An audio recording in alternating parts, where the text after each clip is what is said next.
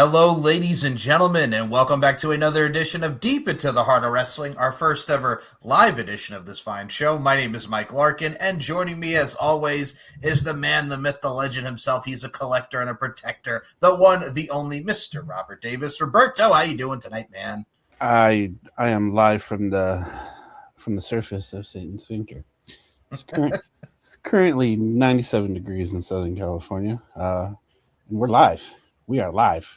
We are live, and We Rob have is hot. we have never said that before in 3 years in 80 episodes. Technically, this will be episode 81. Yes.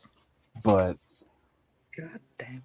Yeah, exactly. God damn. Well, we just celebrated 3 years, and I got to say, I would never, ever want to have another 3 years of a podcast without these two with this, because we have been doing our thing for a long time, and it's finally time to go live, and these are on 3 sites right now. You can check this out on SM Show 1, my Twitter page, the Mike Larkin Podcast Machine YouTube channel, as well as the normal S&M Network shows. So we are live, and we are in charge and ready to do our thing, and there's nobody else I'd rather have do my thing with besides Roberto Davis than the one, the only, the demoness come to caress, take your soul, put you in a hole. She's the demoness. Nicola, how you doing? Hello. I'm terrified. No, I'm good. It's almost even hour. Yeah, I'm okay. Yeah, I'm all good. So, for full disclosure here, ladies and gentlemen, I will say this. So, in today's episode, we'll be predicting NXT Heatwave as well as AEW All in London, which airs this Sunday on PLE as well as the CW network. There will also be AAA from WWE noon on YouTube, which looks to be a very good card as well. But I figured since Heatwave is pretty much done and Tony's probably going to add about 5 or 6 more matches by the time we get to Wednesday, I think we settle with what we have now, 5 matches on one and 9 matches on the other. But before we get into those predictions, this is something that's very important to the 3 of us. As we all know, as professional wrestling fans know, today it's been 3 years since we lost the great Bray Wyatt. And I got to tell you something right now. We have done lots of shows about Bray. There's a lot of great people in the UK. Shout out to C Wrestling UK on YouTube and on Twitter for his love of Bray Wyatt and the many theory videos that he's done. Shout out to him. There are a lot of people in this universe that love the Fireflies, that love everything that Bray has done. SummerSlam in August has been a big month for Bray. I mean, that's when The Fiend debuted in 2019 against Finn Balor. We also saw Bray Wyatt's pay-per-view debut at SummerSlam, defeating Kane in the Ring of Fire all the way back in 2013. So I got to say, first and foremost, rest in peace, Bray Wyatt. You got the whole world in your hands, and you led us into a lot of amazing moments and memories. I'll start with the lady on this one. Nicola, 3 years since the loss of Bray Wyatt. Yeah, and it still was hard enough to talk about it then, and sometimes now it's really strange. It doesn't feel like 3 years though. Does that make any sense? It still feels like you're going to see him walk through a door. Right. You're still going to see that door open, and there he's going to stand with that lantern. But I'm also, yeah, it still makes me sad. But look at how far both come and what they did for the White Six, and how much love they put into that. That shows it all, really, doesn't it? And of the fans that thought he's amazing, like me and you and Rob, and yeah, he's a legend. Should be in the Hall of Fame. Just saying. I think we are definitely going to get that, if not next year. Personally, I would rather it be the following year after because Saudi, but I could also understand if it's Saudi because Saudi is where The Fiend won the WWE Championship for the first time. So you have a lot of places that you could do it. But yeah, I agree. He's definitely Hall of Fame bound. And he's another one, like we mentioned with the Wyatt Six presentation, which go back and check out our episode in the archives there about the Wyatt Six and their origins. It led to great presentation from the mass and every little subtlety that he did within his speech, with his actions, with his in-ring work. It definitely holds up to this day. And Roberto, I'll go to you, man. 3 years since we lost Bray Wyatt, the moments and memories are timeless. You know, it's crazy to even think about this because I still remember. And I don't log into Twitter because Twitter fucking sucks. But I remember specifically logging in on this day to see and the first thing I saw was Triple H's tweet, and it was just like, "What? No way!" And then just after a couple of minutes, it just started pouring in, and just like, how is this even real? Like, one, Bray was way too young, and two, like people like that don't die. The fuck you mean he's dead? And it just kind of goes to the testament of the person that Bray was. I mean, aside from the spooky character and all the cool stories that he told and all the amazing matches that he had, this was somebody's husband, somebody's father, somebody's son. It really kind of, I think, personally made an impact to just, you never know when your number's getting called. And man, like, I know we talk a lot about it, the possibilities of what Bray could have done. And I think that's something that we're always going to talk about. I got to tell you right now, if he had come back and unfortunately he did not pass like he did, I would have loved to see him and Cody go at it. They could bring up the fact that he was his pro on NXT back in the day. You could also do something with the Wyndham Rhodes tie-in there. So definitely you could have had something special with him and Cody playing the fodder to the Cody Rhodes, dare I say, white meat babyface, if you will. So much. Against someone, them two tag partners, Howdy and the Fiend, the right? newer Fiend. He was going to bring out that newer one that was created up after he died, whenever it was. Them two together, and it wouldn't even matter who they were against. It would just been this amazing team. There was supposed to be another character. We had Uncle Howdy, and I think the other one was supposed to be Uncle Harper or something. Uncle Harper, yes. I remember really saying that when we was doing when I was doing the QR codes. Uncle Harper did come up in some of the different codes they came up with, because they did appear. That's also why we got confused about Alexis, because they tricked us on that one. Mm-hmm. Bad WWE. You tricked us. We never found out anything about Uncle Harper, did we? No. Wasn't he the one? No, because that's the one in the Man in the Woods. That was one of, or was that? That was supposed to be that was like the intro to what the Fiend would become. Oh, okay. Fair enough. Like I said, their minds were amazing and very talented. So, like diving back into that kind of world is madness. No, well, the thing for me too is you bring up a great point, because I remember on the road to WrestleMania the year he passed, like when I was watching him and Uncle Howdy beat up Hit Row, and like the amazing stuff we would have got from a tag team wise. I mean, I wasn't really crazy about the Bray Wyatt Bobby Lashley feud at the time, but I mean, what could have been? I don't think Bobby was either. Oh my God, Bobby was so checked out and like, I do not want to be doing this. I am not no muscle man dance and everything back in the day.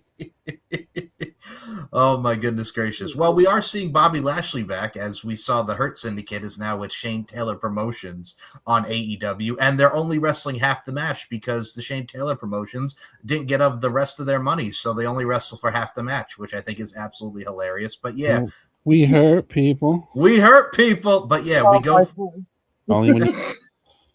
we go from the Hurt Syndicate going for the tag titles, and we now have them with STP. And I mean, we'll get to the tag match when we get to the AEW All in London predictions, because it may be a new day, or a new day is coming for AEW. So we'll get to that. But I got to tell you, the big thing that happened tonight on Raw that a lot of people are going into. First of all, we already knew it. Penta and Phoenix are in the finals, and the winner faces Roman in Mexico. I cannot wait. Yep, I cannot wait to see that next week. And we know it's going to be Penta and Roman, but still awesome. Bronco Nima was kicked out of Paris Del Mal on AAA this past Saturday, which was already taped. But I got to tell you, tonight was the big one. So the main event of Raw was the Usos against LA Knight and Solo Sikoa. Solo Sikoa this week was they were cutting the promo in the ring, and Jey Uso said, "This your warning shot, bang." And then Solo did the Matrix like he was Neo, Keanu Reeves dodging those bullets, which was hilarious. And I'm loving this new Solo Sikoa. But I got to tell you something right now, man. We saw Royce Keys come back and make his return, if you will, and took out everybody. But he was not alone, as he's got his boys with him now from the hood. OTM are now on the main roster. So we got Royce Keys and OTM as the new trio, taking out Solo, the Usos, LA Knight, and everybody. I got to tell you, I kind of like what I'm seeing with Royce Keys. Didn't expect that. I'm just kind of glad they did something with him. I mean, because it just kind of seemed he got started and stopped, started, stopped, started, stopped. I think he was coming back from an injury, right? Yeah. Yeah. So now he started. Let's keep him going. But that's the thing too. It's one of those things. Go ahead, Nico. I'm sorry. I said, are we shocked? No, I think it's well. They had the deal where he got taken out by Jacob Fatu, so now it's just like Royce Keys is ready to wreck shop on everybody. It's like, okay, everybody's got their backup. Well, I got my backup, and that's OTM. So I mean, I don't hate it because they were a great tag team in NXT. I think this is definitely a chance for them to shine. They definitely see something in Lucian and Bronco. So I mean, hey, if it gives them a spotlight and it gives them a place to roll and run with it, I think we definitely have a great cohesive unit as far as a trio goes. So it's something new. It definitely adds a lot of things that are new. It absolutely is, and it gives Hobbs something to do. Royce Keys, sorry. Corey did the same thing on Raw tonight. He called them Hobbs by accident. Whoops. But it gives him something to do. I think I don't want to say Tony fumbled him because he didn't, but I think he was a little underutilized at points in AEW. And if you give him the opportunity, to either sink or swim, let's swim. Absolutely. And speaking of somebody who's swimming, the man is swimming with the sharks now. As we saw at TNA Lockdown, we saw one of the things that a lot of people were talking about was the appearance of the phenomenal son. Avery Styles has now signed with TNA. Lord. Am I shocked? No. And number two, when you think of TNA, you think of AJ Styles. And I did see Kaz congratulate him. And I got to tell you something right now. If you give me Avery Styles and Frankie Kazarian, I am not mad at that in the slightest. But I got to tell you something right now, man. Let's see what the kid can do. Rob, I'll start with you. Your thought on Avery Styles signing with TNA? I think it's fantastic. I mean, given that he's, who his dad is, it was inevitable for the fact that he was going to go to TNA. But just the discourse online about the motherfucking chairs. And him being a Nepo baby, as they're calling him. God damn. It's excessive. It is so excessive. Y'all got to stop with that. Thanks, Eric Cannon. Mm-hmm. I mean, it shouldn't have gotten as far as it did, but unfortunately it did, and it is what it is. I mean, you can call any of them Nepo or Nympho. Or Nympho, like Zilla said, yep. Yeah, I hope you're not a Nympho baby, bro. No. But you can call any of these kids Nepo babies, but they've also got this expectation now. Like, Avery's only had, 2-3 matches?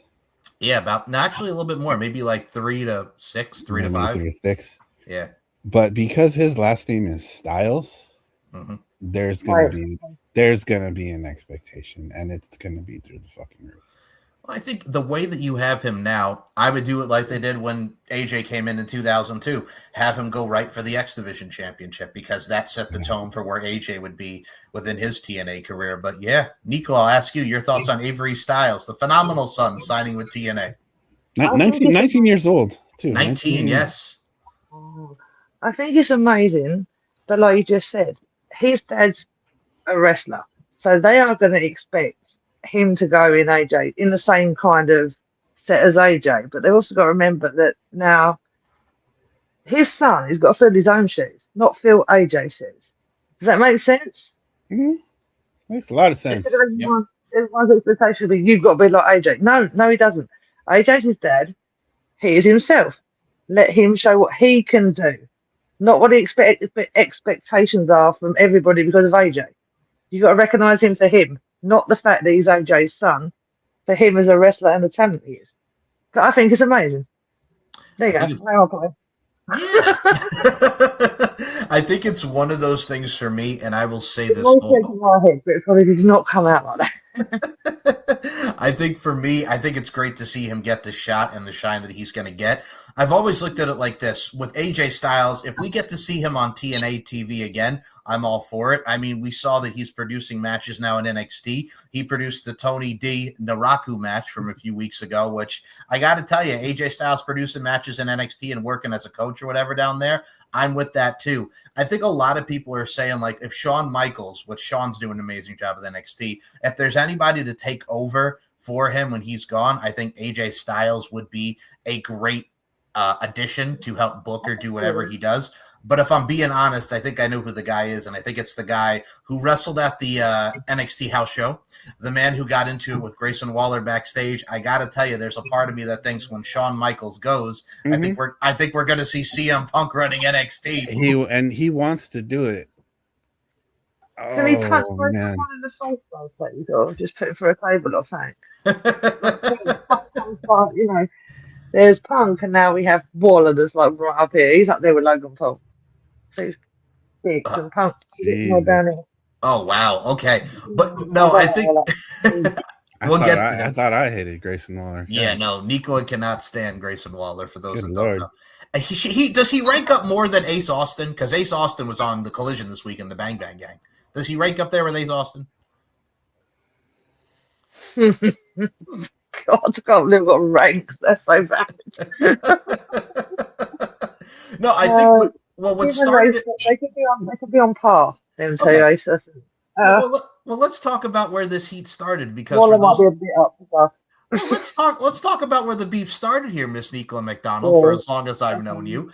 When Ace Austin was in TNA and he was feuding with Eddie Edwards and he was crushing and perving on Alicia. Do you want to know something? Nicola did not like Ace Austin at the time. No, I did not like it. I didn't actually like him before he did that either, but I did have a time where I thought he was pretty cool, and then that shit started, and then his mouth started moving, and I was like, no. Then his mouth started moving? Yeah. No. He was going on about bananas and stuff, and it was just like, and you know what? I really hope, did Samuel Shaw actually hit him or take his legs out or something? Because I know it was to do with that segment, wasn't it? When he did that shit to her. I think so, yes. I think Eddie Edwards took him out with the kendo stick, Kenny. Oh, that was it, yeah, Kenny. Oh, and Alicia, she needs to shut up. No, I don't want to know. No. Do you want to know something? No, Alicia, I don't want to know anything. Alicia, I don't. We're live, aren't we? Am I allowed to say my catchpage live? Oh, yeah. I mean, hit it. Hit it. Finally, suck my dick, yay! I'm like, we're live. Can I say that? Yeah. We can't say blah blah blah blah blah. That's the one that you can't say, really. Yeah. I will not be saying that. Not one bit. No. Even if it leads to blah blah blah blah blah. One thing we do have to mention. All right, speaking of blah blah blah blah blah, this is someone that we actually do like, that we don't have to say those words. So this past Friday on SmackDown, we saw the backstage. It was Alexa Bliss's belated birthday. Her and Charlotte are going to brunch, but Tatum's coming too. And she goes, and they're like, "Oh, we're gonna have mimosas and Bloody Mary." And she goes, "Who's Mary? And why do we need her blood? Are you Mary? Can I have your blood?" Yeah, Tatum did not understand the assignment on there, and Charlotte was creeped out. Alexa was just like, "Okay, Nicola, I'll let you take away this one crazy lady. Your thoughts on Tatum looking for Bloody Mary? Are you Mary? Can I have your blood?" Yeah, I thought that was fucking brilliant. I just sat there giggling. I was like, that is something I'd probably say too, though. I'd be like, "Who's Mary? Do I need your blood? Can I drink your blood?" Yeah, no, I loved it. Every minute I was like, she's so fucking good at this. Do not fuck this up, because she is so good at it. I also have to talk to Charlotte, though, the way Charlotte's like, "Oh, hell no." Yeah, and it's just like, me and Rob are sitting like this. Mm-hmm. What's wrong with you? Why is she bloody? Do we need her more bloody? Can I make her more bloody? The chainsaw's in the closet. So next week we're gonna get Tatum Paxley versus Mia Yim in her first match on the main roster next week on SmackDown. So that should be very good. I'm looking forward to seeing that. I also love the flags we had in the little cupboard from both. That was just yeah, totally loved it. Loved it. I had to bring that up because of these two and who I share this fine podcast with. CM Punk and Kevin Owens did happen, so very good match. Sami Zayn trying to help out Kevin Owens didn't work. Then he wanted him to use the belt. Kevin said no. Sami hit him with the title. GTS. CM Punk is still your world heavyweight champion. And now we're going back to Kevin versus Sami, which I don't hate. Samuel. No, I Sammy. don't hate it, but I hate the fact that that was what got him out in the first place with his neck injury, and now we're going back to do the same thing again. Because you know he's not going to hold back either. Well, that was Yeah, He's got they're like, gonna oh shit. they're gonna kill each other. well, that was I was about to say that's the last feud he had before his injury with Sammy, and they're gonna kill each other Yeah, again. and now I think they're going to kill each other again, but just do yourself a favour. Just put something under your neck, or I don't fucking know. Just do something. That's not going to. Dial it back, brothers. I think Welcome back, Kevin. But yeah, what the fuck are you doing? so. Speaking of what the fuck are they We love doing? you, but okay.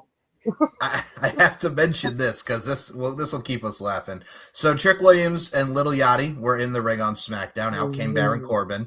So Baron Corbin's like, "Hey, you're never gonna get another shot," and Trick wants a shot, and he goes, "Okay, well first I want him." He points to Little Yachty. So it's Sunday night's main event. We are gonna get Baron Corbin versus Little Yachty in a 5-minute challenge, and if Little Yachty survives the 5 minutes with Baron Corbin, Trick Williams gets his rematch for the U.S. title. We got the debut of Little Yachty. He's not going to survive. He's going to be dead in 30 seconds. Fuck that noise. Your guys. Really dipshit. Fuck's sake. Yeah. Well, so we're gonna get you. we're gonna get two. We're gonna get Lil Yachty and Baron Corbin at Sunday night's main event. Look. Let's go, Corbin. Let's go, Corbin.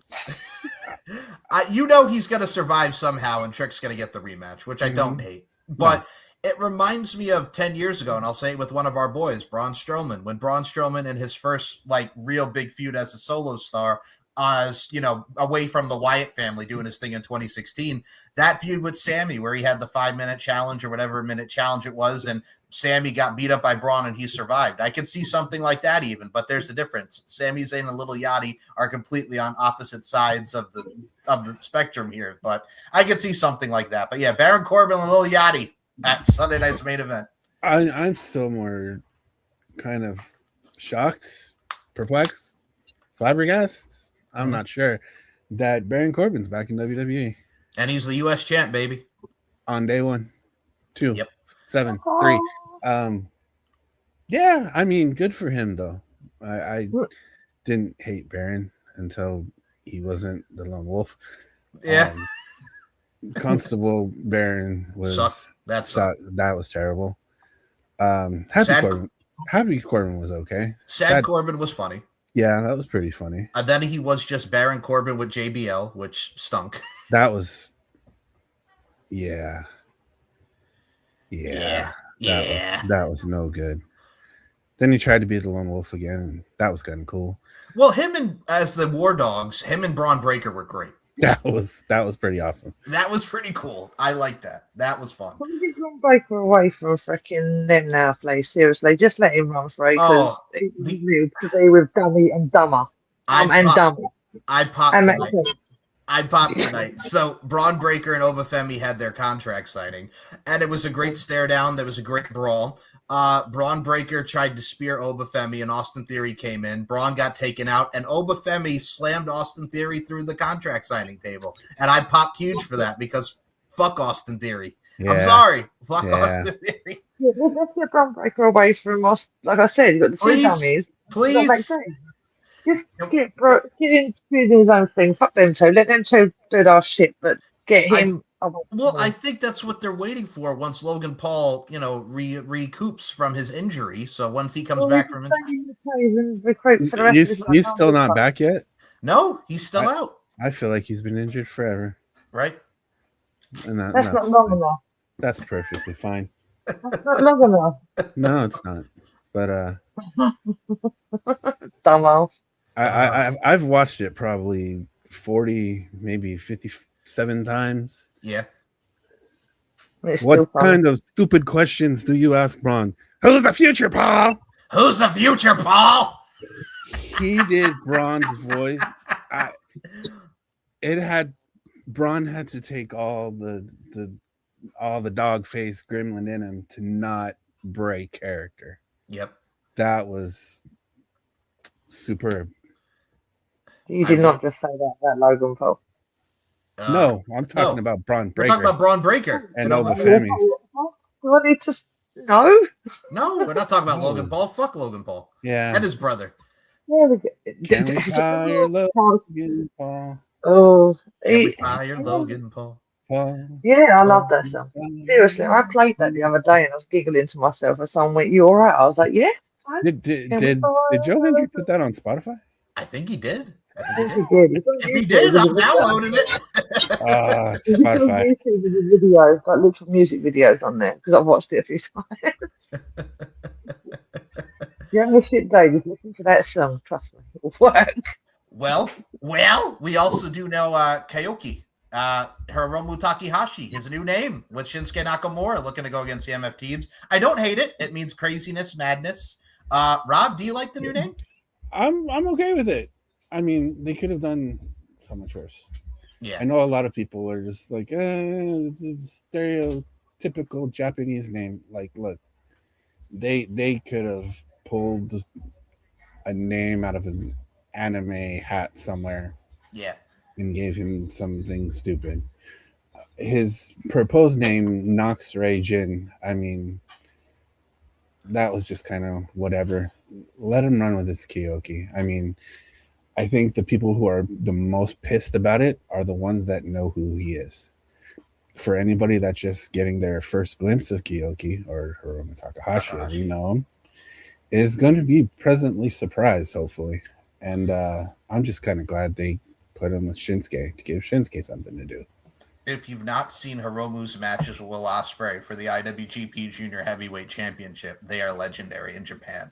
Absolutely fantastic matches. Hiromu Takahashi and Dragon Lee. That too is so underrated. Yes. God damn. Some of our very own TSK was in the house and at the Cow Palace in San Francisco when Hiromu broke his fucking neck. Yep.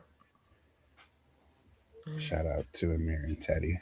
Shout out to Amir and Teddy. Yeah, they were the ones there. But that match was awesome. Any other matches are awesome. Well, I think you also have the tie-in too with the MFTs. Like, if you don't bring up Japan and what they did, like, then what the hell are you doing? Like, they have such a story to be told right there with the history and the symbolism behind it. But also, if I get Haku every week going, the motherfucking Toggins, I am a happy camper. It gets bleeped, but we know what you're saying, Haku, and I love it. I think he's hilarious. Nikola, your thoughts on the MFTs against Shinsuke Nakamura? Wait till fucking Haku finds out you bleeping him. He's gonna kill you. He's gonna kill you. Bite your nose off, for God's sake. Yeah. Your thoughts?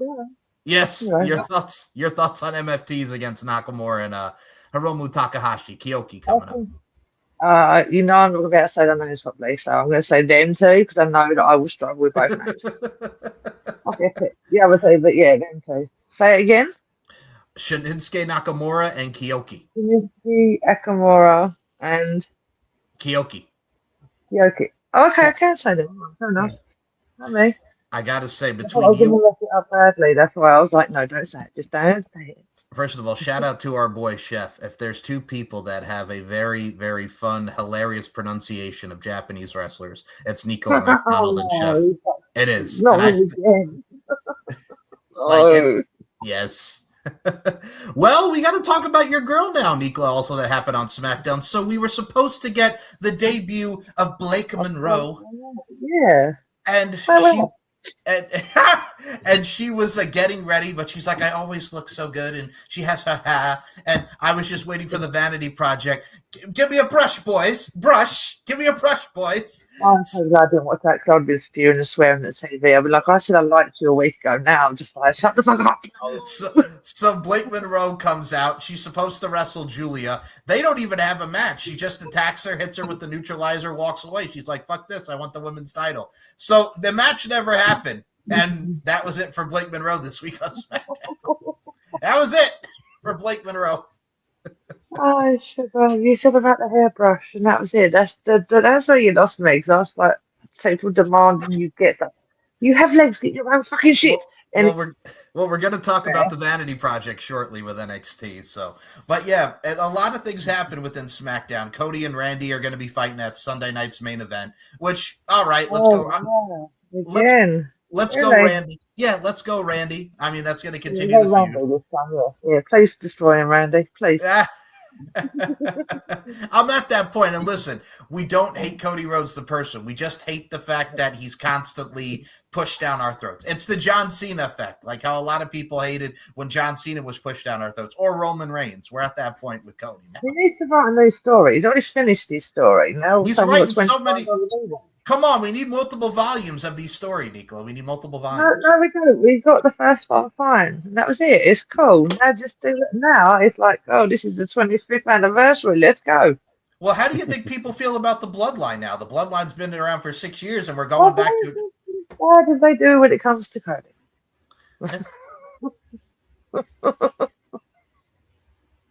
But yeah, there's a lot to. Kidding. I yo, love you're- Conan. I'm kidding. Yeah, I feel you. But yeah, that's pretty much the news of the week, y'all. I think we got it covered there. And now, before we get to predictions, the other news, we got to talk about it. We're sending this the next one here because I saved this one for last because of you two. So, Oh no. Rosemary, prayers and love to the Hive Mother. She is injured. She got injured. She's going to be out for a little bit. Allie needed a tag team partner to face the Elegance brand, being accompanied by the Concierge at Lockdown for the tag titles. And she found a partner, and it is the new re-signed Kiera Hogan. The girl on fire is back from the Undead Realm. So we got Allie and Kiera Hogan now. Called it months ago, just Yes, she did. Suck my dick, concierge. what did you?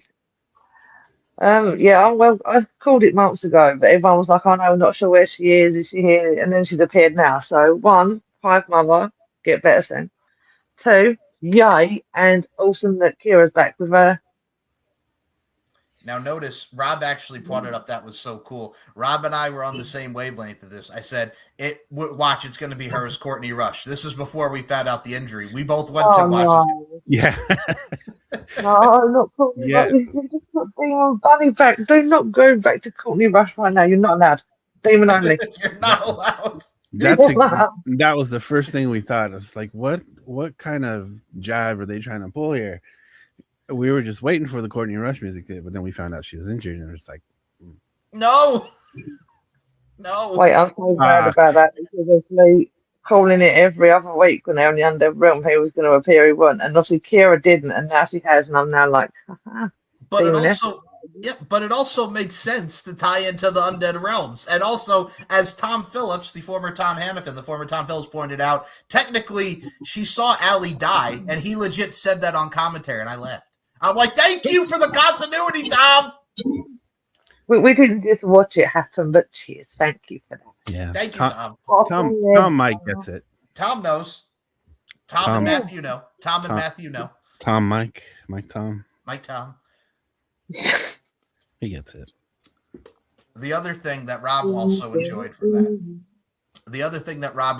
that, was we saw Zaya Brookside and Elena Black, which, oh my God, Elena Black busted wide open, friggin' with oh my God. Like, I know Rob was enjoying that because there was a lot of blood in that match. It was really good. Zaya and Elena Black killed it. It's as if we like blood. That's the Elena Black that we like. Yes, not the Cora Jade with the skateboard. Yeah, we don't like that one too much. But yeah, that's the Elena Black that we, first discovered before, she opened her mouth. And when she would come out with the little creepy coffin, that was cool. Like, the whole aesthetic was cool.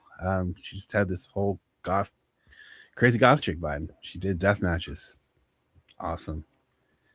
Then she turned into this fangirl skater punk guy. Girl. Yeah, and it was just like, no, stop. Don't do this. I would just like to point out, Rob, I have to add to your point. So if you guys are not in our Max Wrestling group, Chris Reed, who is a part of the group as well, and we've touched upon him on Max Wrestling before. I'm just going to say this. Rob's response back when he was talking about, you can say what you want about CM Punk, but you got to respect him. And Rob just wrote back, nope. I died when he wrote that. I'm like, nope.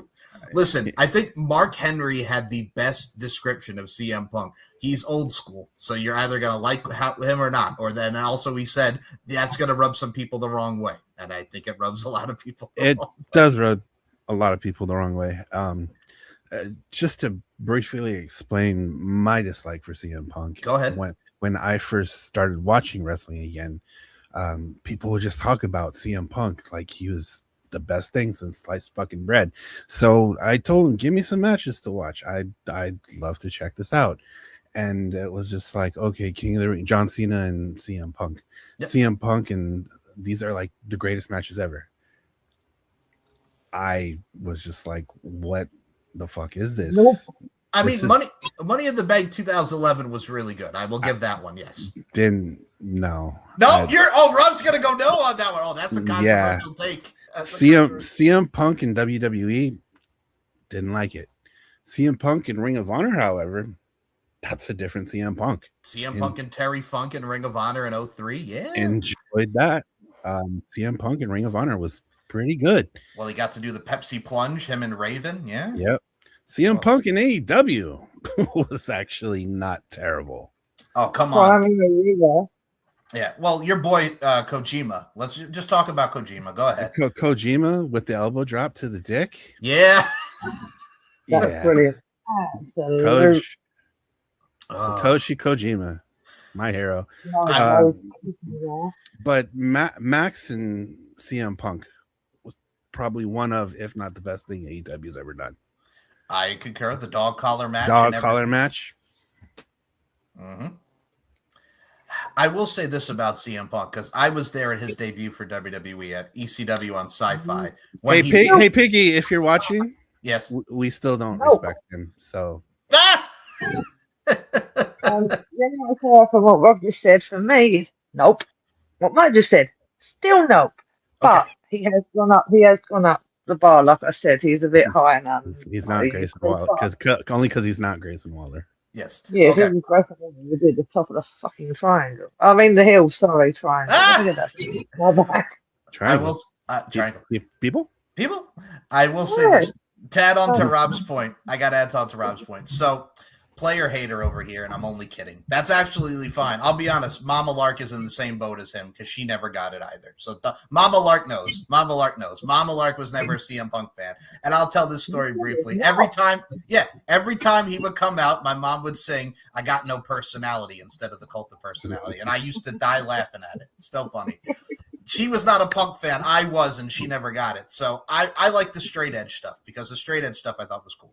So CM Punk, when he debuted against Just Incredible on ECW on Sci-Fi at the Hammerstein Ballroom, the pop that he got, there was the signs, "I paid to see CM Punk," because he was different with the ECW on Sci-Fi brand. He had just signed with the WWE. Paul Heyman wanted to make him the champion at ECW December to Dismember, that god-awful pay-per-view. And Michael Hayes said, no, that's not what we're going to do. And everybody said no because Paul Heyman wanted him to win because there would be a definitive ECW champion and base the brand around Punk because he got that pop at Survivor Series in Philly. But yeah, I think that's what kind of started it, was when Michael Hayes was like, nope, Bobby Lashley's winning the ECW December to Dismember. And because he was a Paul Heyman guy and Paul Heyman pushed him to the moon. So yeah, I think that's where it also comes from. But yeah, who's the future, Paul? Who's the future? Thank you. But my point being is some people will respect the old school style. Some people find it to be, it's either you can take them or leave them. Some people don't like the old school mentality and the old school mindset. So for me, AEW. Go ahead. Look, Crying the River. I did laugh that Jack Perry got fired. Hey, look. It was funny. Well, but you know what I think? WWE, he has gone up in the world. He's done a lot better, but he's not. I don't know. Also, I feel. Yeah, it's gonna be good. You know what it is? But he's not as up as the other rest of them little list that I've apparently got. Oh, but he's still a dick. We're gonna get to Grayson Waller momentarily, but the last thing I'll say about Punk. So, listen, the jungle douche thing, as I have called him many a times, has happened. You now, I still like him. I still think he's fucking bad. Look, I will say this in the business sense. CM Punk is more of a draw than Jack Perry. I'll look at it like this. Mike Larkin is CM Punk. Chris Reed Piggy is Jungle Boy. Hi, Chris. So one of the things that I watched... Oh, you put that to me, because I like Jungle Boy. Don't put it on fucking Piggy. No. Listen, I get it. Look, he was right with what he said about not using the glass Crimea River. Still funny, I'm sorry. But that thing too... I use that all the time now. I know, but he's right. He's right in what he said. And they were both, everybody involved in that was wrong. Jungle Boy did not need to step to him, but Punk also didn't, need to choke him a little, as the saying goes. As I tell Rob, I just got to choke him a little. But and then watching friggin' Malachi Black and Chris Hero and Samoa Joe break that up is still hilarious to this day. I'm sorry. It was so funny to me. Samoa Joe against CM Punk was the funniest thing I've ever seen in my life. The whole time you see Samoa Joe doing this, constantly doing it. Well, he even said, I think, Punk, when he was telling the story, like, he was pissed because, like, Samoa Joe's like, dude, like, this is our first time in Wembley. I want to go out there and wrestle, and you know what? Fuck what's going on here. We got to go out and wrestle this match. Like, dude, you're not going to fucking cost me this. I want to fucking wrestle in Wembley. I don't blame him. I would be pissed, too. And they're friends. And wasn't the running joke last year, the first time that happened, was Nicola or the Demon Master sitting up in the rapids from the top of Wembley, looking down, going, "Which one of you are going to disappear?" Yes. She might have to go help Hangman at midnight. Yeah, at midnight. Oh, we'll get to that when we get to the at dawn segment of the AEW thing. But yeah, last thing I'll say. You brought up right now. That. So Punk is level up than Waller, and the fact that Waller literally told him at the NXT house show, this is my house, wipe your shoes before you come in, and I'm like, oh, all right, we're going there, Grayson Waller. I would sit on his face and wipe my feet across his face. Okay, Grayson Waller, with your balls. Clearly need me swallowing. Swallow your balls. No yeet. No yeet. No yeet. Well, on that note, swallowing balls aside. Can't edit that. You can't edit that. No, well, first of all, I wouldn't edit that in the slightest because that's funny as fuck. That is funny as fuck. Oh, my God. So from swallowing balls, we're going to be like a heat wave. So let's get into NXT Heatwave, which will feature swallowing balls, aka Grayson Waller. So we're not even gonna. I can't wait till we get to that match. So the first match we're gonna get into that is on this card. We have 5 matches announced. There may be one more announced on NXT. You're completely fine. I hope you're okay, Nicola. I'm joking. Just don't be swallowing, choking, swallowing balls. Okay, so all right. So we go to our first matchup on NXT Heatwave.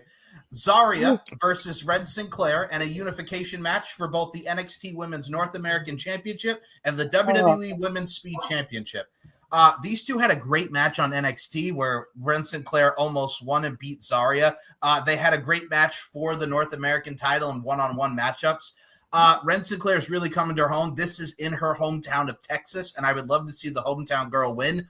But there's a part of me that thinks that they're going to get rid of the Women's Speed Championship. If I'm being honest, man, I would love to see the NXT Women's Tag Team Championships come back because there were a lot of great NXT Women's Tag Team Champions. So I think that would be a plus. But you already have the Men's Speed Championship with Lexis King, Robert's favorite faction of Birthright.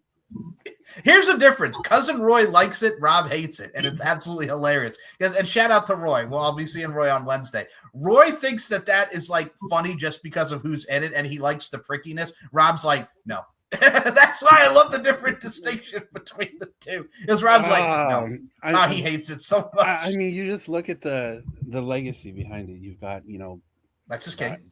Brian Pillman. Yeah. Fit Finley. Yep. Santino. Dan Santino. Is it Bull Buchanan? No, Charlie Dempsey. Or Charlie Dempsey. Yeah, Brooks Jensen isn't in this. He's on Evolve. Yeah, that's right. And you have Stacks in there just because that's Santino's son-in-law. That's the only reason he's in there.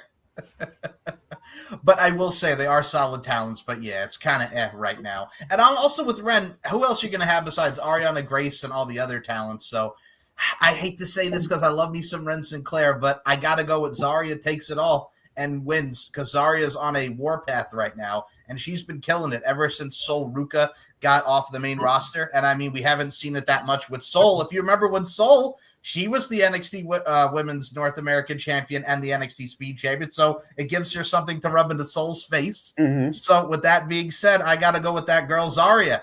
Rob, I'll go with you first. Zarya or Red Sinclair? Yeah, we're going with Zarya for this. I mean, Red Sinclair is awesome. Back into when she was AEW Dark regular, you know. And NWA too, right? Maddie Rinkowski. Yeah, she's fantastic. I think she's done some really good work on NXT. And then I know when she got signed, a lot of people were just like kind of confused about it. But like, she does good work. I got my phone to turn on after being off for like 7 hours, so it's probably going to go off like a motherfucker. Too bad we're not live and can't edit that, but sorry. I'm sorry, after my last comment, you're worried about that. Not at all. Not at all. I'm not talking right now because I'm still trying not to laugh at the fact that I came out with it. Wait till we get to the main event, Nicola. Yeah. Well, no. I've got to remember we're live. It's gonna get freaky. But yeah, Maddie Rinkowski, Ren Sinclair is awesome, but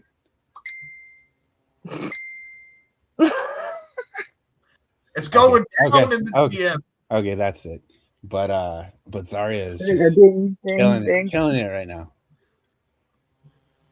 Zarya is just killing it, so that's who I'm going with.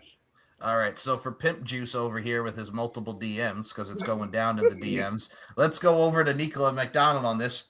For the unification match, Women's Speed Championship and the Women's North American Championship, are you going Zarya or are you going Ren Sinclair? Zarya, because I know who Zarya is. The other one I don't know. 100%.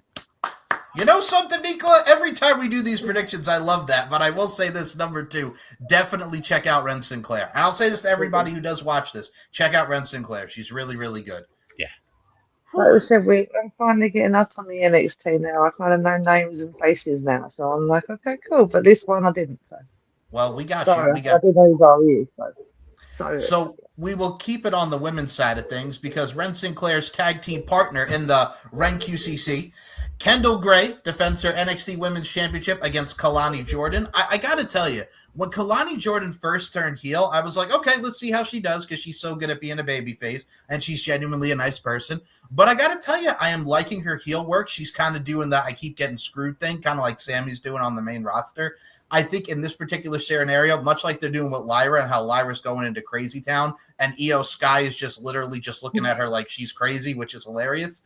And I like the fact that Kalani's more of just like, oh, I keep losing in this. I keep getting screwed. Did you see this? Did you see that? Did you see the ref?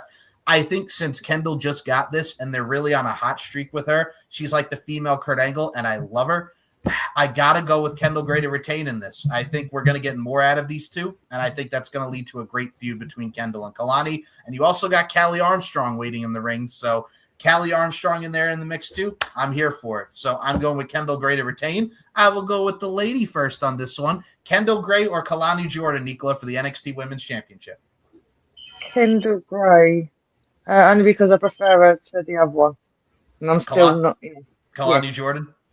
Mm-hmm. Even if I saw her in person, I probably, I like her more. But anyway, yeah, we'll go with that. And I will give a shout out to Kendall Gray's last opponent, Lola Vice, as she will be making her Raw debut September 14th in Mexico. Let's go, Lola. You go, girl. We love you, Lola. Me too. I'm also the former tag team partner of Mr. Iguana in AAA, so hopefully we get an Iguana sighting. Yes? Huh? I love Mr. Iguana. Same. Now, Rob, your pick on this one, Kendall Gray or Kalani Jordan? I'm gonna have to go Kendall Gray. Kalani Jordan you're right on the money. Like as a heel, she's doing it. Like there was a bit of apprehension when she first turned. It was just like, can she really do this? And she proved a lot of people wrong, I think. She's doing some pretty good work. And the fact that she's doing it the way she's doing it is pretty cool. But I'm still gonna go with Kendall Gray. Whew. And now we will go to the next matchup of the night. And we are actually this is going to tie in these two matches, but first we'll do this one. Miles Bourne defends the NXT North American Championship versus Jackson Drake representing the Vanity Project. Rob's second least favorite group in NXT, the Vanity Project of Brad Baylor, Ricky Smokes, and Jackson Drake, being accompanied by their bodyguard, Michael Lockwood, the former Bailey Humphrey. If you guys have not seen Michael Lockwood, think of like a young China mixed with Beth Phoenix, mixed with just overall badassery. She powerbombed CM Punk at the NXT house show, which I thought was hilarious, as Nico's clapping over there. I think one of the things that I like about this is I like the role of the female bodyguard. I like her and Jackson Drake just looking at each other, and the fact that he knows that he's got the girls, and he's the king of thirst, as he calls himself, that regular thirst trap. That is Jackson Drake, as Nicola says, right there. That finisher that Myla Lockwood has, though, the Shane Mercer. Oh my God! Wow! I love that move so much.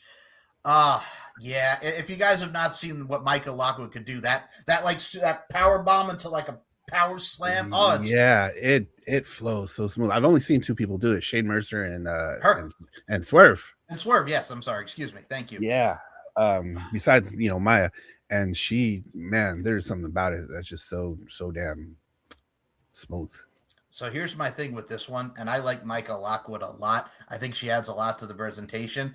I think since Miles Bourne literally just got this, and also the fact that he's got a tag match with Tavian Heights against the other two members of the Vanity Project, or as I like to call them, the boys on Tinder, or as Roy Costin, shout out to Cousin Roy again.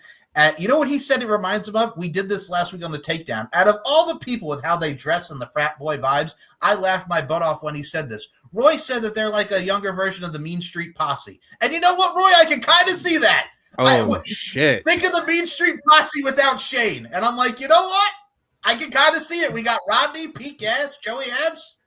The whole nine. Hey, shout out to the dead man of RWT. He's watching on YouTube right now. Hi, Paul. How are you, man? Paul, Dan, and I will also be going live this week for the RWT pod. Shout out to Paul. We appreciate you watching. I got to tell you something right now. First and foremost, I really do like Jackson Drake as an in-ring performer. Best friends with Javon Evans. They train with each other. If I had to pick one, though, I think Miles is going to be selfish, and he's going to retain over Jackson Drake some way, somehow, someday, somehow. We're going to make it all right, but not right now, to quote Chad Kroger and Nickelback. Rob, I'll let you start on this one. Miles Bourne or Jackson Drake? It's not you, so sorry. Was waiting on it. Oh. Well, already you a heart worth breaking. And I've been. And I've been down. Did you realize that Creed also, that friggin' hire, just turned 27 years old this today? No, you take me? That's now in my head. And now I'm sitting in. Which one? Oh, there's a different story. That's now in my head. Thank you. Chad Kroger, that Nickelback. You know, there's two versions. Demon liked it. Yes. Demon liked it. You know, there's two versions, and it's so funny. Everybody talks about him and Josie Scott with "Hero Can Save Us" from Spider-Man. Did you know that there are two versions of Santana's song "You and Why Don't You and I Get Together"? There's one with Alex Band from The Calling. If I could, then I would go wherever you will go. Oh wow. And Chad Kroger is on the other version of that song. So there's two versions, one with Chad Kroger and one with Alex Band of The Calling. There's a little tidbit for everybody. That's like the butt rock of butt rock right there. Butt crack rocking sounds like this. Good Lord. I feel like listening to Fuel right now. Hemorrhage in my hands, again. All right, with that being said, Rob, what were we talking about again? Miles Bourne versus Miles Bourne. Miles Bourne versus Jackson Drake for the North American Championship. Yeah, we just kind of went off on a butt rock tangent there. It happens. It does. Well, we know from earlier on. Don't talk about it. Wait till we get to the main event, Nicola. Wait till we get to the main event. Damn. No. I'm gonna go Miles Bourne, man. I really like this dude. And it's not because he gets to go home to Stephanie Becker every night. He's sorry. There's just something about him. I think he checks all the boxes. I mean, from his earlier feud where he was the absolute most white meat baby face you can imagine. He's just good. The kid is good. Good. Nicola, with that being said, Miles Bourne or Jackson Drake? If I could, Or I would. wherever you You may will What did go. these two say? Miles Bourne or Jackson Drake? We said Miles Yeah. Bourne. All right, Miles Bourne, nigga. Well, we're Actually, I gonna do get, know who he is. I know who he is because I know he's thingy to Stephanie Make it. Yeah, I do and know who that is. He's yeah, cool. he's the deaf kid that did the great Yeah, speech. He's well, I was trying not to say it that way. I was just like, Oh, he knows he's deaf. For God's sake, he's made a joke about it. He's like, Tavia, don't you understand? I can't hear out this ear. Dude, after what I said 10 minutes ago on this show, I'm now ready and comes out of my mouth. Listen, we got 2 more matches till we get to that match. So we're going to stay on Miles Bourne here because he's also in tag team action as him and Tavian Heights will take on the Vanity Project's Brad Baylor and Ricky Smokes for the tag titles. Oh, and I don't want to say it. You know it's even worse though because Paul even said, "Who knew we'd be talking about balls on this show?" Thank you, Paul. I think we knew. I can't wait to talk about what Dan and 3 of us are going to talk about tomorrow. My goodness gracious, there's a lot of predictions. You know, they're going to be talking about choking on balls. Somebody's asked me, "Hey, Van, you know what the Basham Brothers finishing move is? What? The ball and gag." The ball and gag. So, so if I had to pick for this one, there's a part of me that thinks Miles is going to get distracted and Tavian's going to get pissed and turn heel on him, and that's going to lead to Miles and Tavian for the North American title. So begrudgingly, I think the Vanity Project are going to win their tag titles back. Rob, who you picking? Vanity Project or Miles and Tavian? I have to pick Miles and Tavian. I can't pick Vanity Project. I don't like them either, but they're pushing them, man. I know. They beat Los Americanos. They He beat also Tyler. he's staring daggers into his head, so there's that too. Because we're almost to the main event. Yeah, and then we got to go to AEW after that. And it's Stephen already. Oh dear. Oh dear. Oh dear. Boy. Oh dear.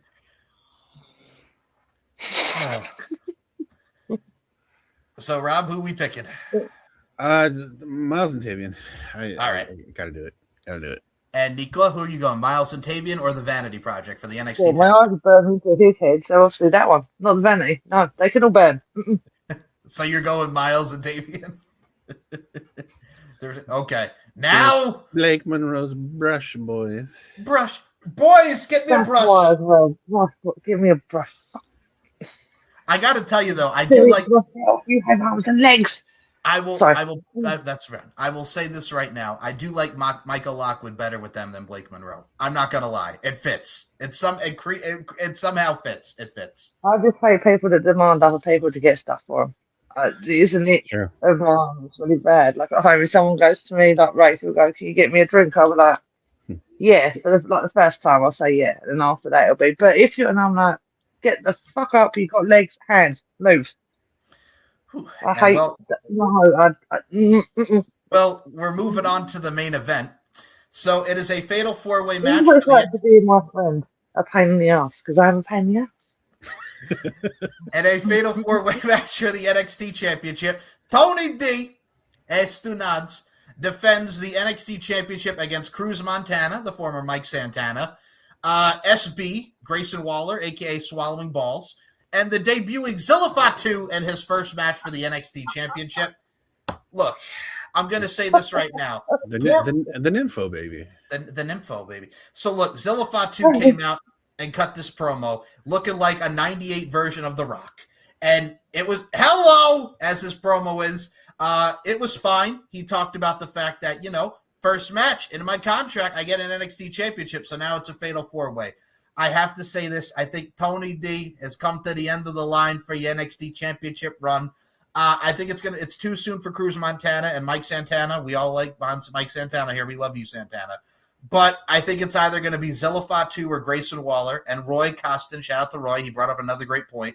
He said, how pissed would Grayson Waller be if Zilla Fatu in his first match wins the NXT Championship? Because he's been cutting these promos like, these kids are soft and all that. And Zilla Fatu in his first match wins the NXT Championship. So there's a part of me that also wants to go with Zilla because I like Zilla Fatu a lot. But You know what? In this case scenario, I never thought I'm going to be saying that, and I don't do this normally, nor shall I say ever. I got to go with SB on this. GWSB, Grayson Waller swallowing balls. Is your new NXT champion for the heels. He's going to run in, springboard, flatliner, Robin Moses' favorite finisher, and new NXT champion. But yeah, I got to go with the heel, Grayson Waller. You better not say what he just said.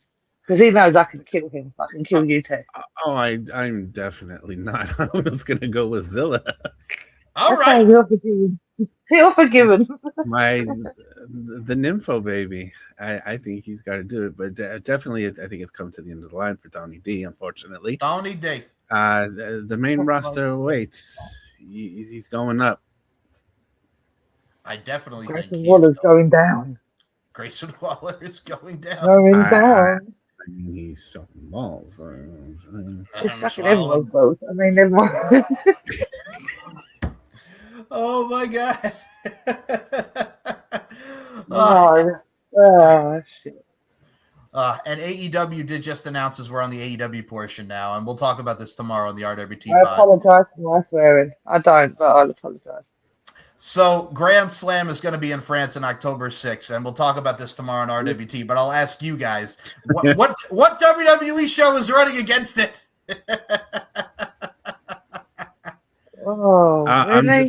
I'm just laughing at Kyle Fletcher's tweet from earlier. What did he say? He said in French, I'm the porno star. And then he's like, no, wait, Proto.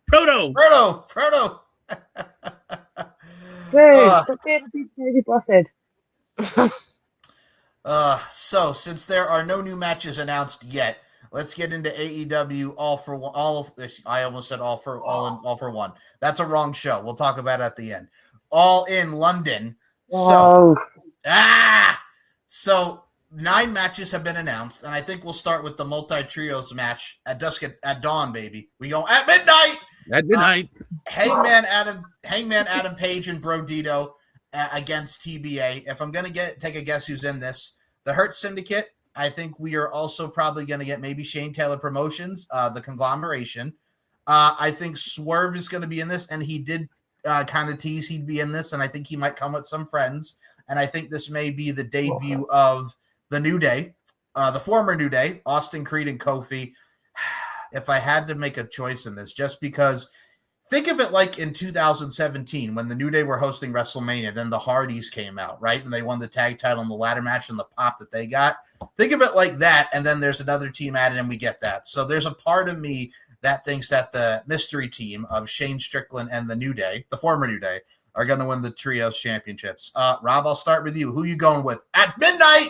Hangman Adam Page and Brodito, or one of the newer tag teams in there? Yeah, I think I'll be going with one of the newer tag teams. I don't see how it can't be Swerve and Kofi and Austin. I think that would be the perfect setup. Here's my thing. I think the Don Callis family may be in there with Uncle Lance, Everybody Dies, Brian Cage, and Hechicero or El Clone or whoever the hell is in the Don Callis family this week. But I don't see it. But yeah, I got to go with Swerve and the New Day. Who are you going with, Nicola? Hangman Page and Brodito to retain, or are you going with one of the newer tag teams? At midnight. Newer tag teams. At midnight! Oh, fuck off. Thriller. No one's good. Yeah. So we are all in agreement. That's my answer to that. So that we are all in agreement that there are going to be new trios tag team champions. And I think we'll all be in agreement on this one. So we're going to stay the course as far as tag teams go. So the next match we'll go to is on the women's side of this. The Divine Dominion, Lena Cross and Megan Bain, defend against the Brawling Birds, Alex Windsor and Jamie Hayter. They are in the UK. Brawling Birds. Lena Cross. Oh, hell. Okay. Lita Cross and Megan Bain have been on a tear through all the tag teams, and they've kind of been painting Alex Windsor and Jamie Hayter as like the female version of the Bar. You kind of notice that, like they're fighting everybody in the bars and stuff, or like the female APA. Look, we're in London. Alex Windsor and Jamie Hayter. I gotta go with the Brawling Birds to win the women's tag titles. Nicola? Brawling Birds, obviously. Rob? Yeah, we're definitely going with the Birds. I'm just waiting for them Just waiting for him to say, "We don't set the bar; we are the bar." You won't take long for him to say it, especially in London. Speaking of the bar, Yes. our good friend Sheamus Might be going to AEW. Yeah. Stephen Fairley is allegedly debuting on Sunday. If we could get you know where all right, we'll go to that match next. Rob, since we're gonna I think this is where he'll make his debut. In the men's casino gauntlet match for a future AEW World Championship match, Andrade El Idolo, MJF, Tommaso Ciampa, and many other participants, including Speedball Mike Bailey and so many others. Look, if there's anybody that's gonna win, and how do I know? I'm gonna say MJF gets it. I think for surprises, I think Sheamus will be in it, the former Sheamus. Man, do you see Ilya Dragunov going in? Because Ilya has left the WWE. No more Ilya. Ooh. All magical things happen in London, trust me. This was a huge talking point in the TSK. We want it. We need it. Anthony Khan, if you're listening, and we know you are because you usually do. No. Bring the dragon. Make sure he's a little mad too, please.